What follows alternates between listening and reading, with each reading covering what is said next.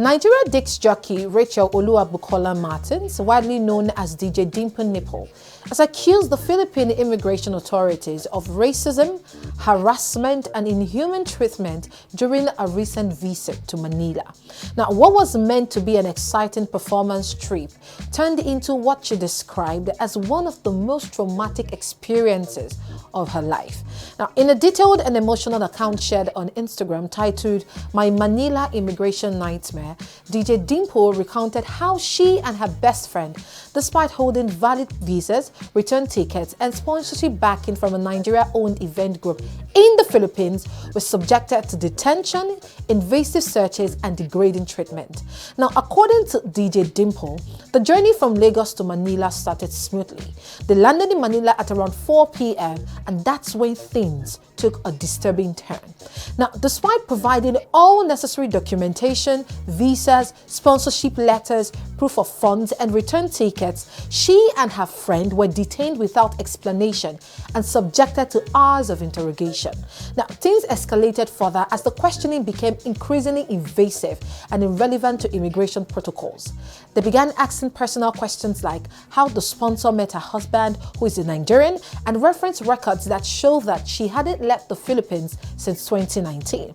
Now, DJ Dimple Nipple explained that the said lady was already at the airport waiting for them and offered to call her so they could speak with her directly, to which the lady was willing to come forward, but they refused to speak to her or allow any contact. Now, from 4 p.m. to 8 p.m., herself and her friend were held with no clear communication or indication of wrongdoing.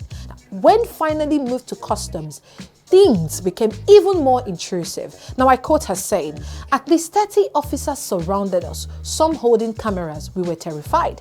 They scanned our bags while speaking in their local language and continued to film us. Then they brought in a large dog to sniff our luggage and our bodies. More officers gathered. They made us open our suitcases and went through everything, including our underwear, skincare, hair products, and even empty containers. They found nothing. They repeated the same process with my best friend, and again they found nothing. Now, despite finding nothing incriminating, the officers continued filming, denied them permission to record for their own safety, and maintained a mounted camera on them throughout. Once that yielded nothing again, they told us to carry our bags and return to immigration. Now, after nearly 5 hours of intimidation and invasion of privacy, she and her friend were informed that they would not be allowed to enter the country, no reason given at all. When she asked why, they simply said it was a personal decision and could not be disclosed. Now, efforts by the event organizers, CCMNL, and the Nigerian embassy in Manila to intervene were futile. Now, with their outbound flight not scheduled until the next day, the women were taken to what DJ Dimple describes as a detention-like center, forced to sleep on the floor after being stripped and filmed. Now, DJ Dimple Nipple's experience, guys, raises urgent concerns about how Africans are treated at foreign immigration checkpoints with little regard for their dignity, rights, or humanity. The humiliation, the discrimination, the profiling, it's beyond sad. It's unacceptable. How is it that in 2025, black bodies are still being viewed with suspicion before they are ever seen as individuals?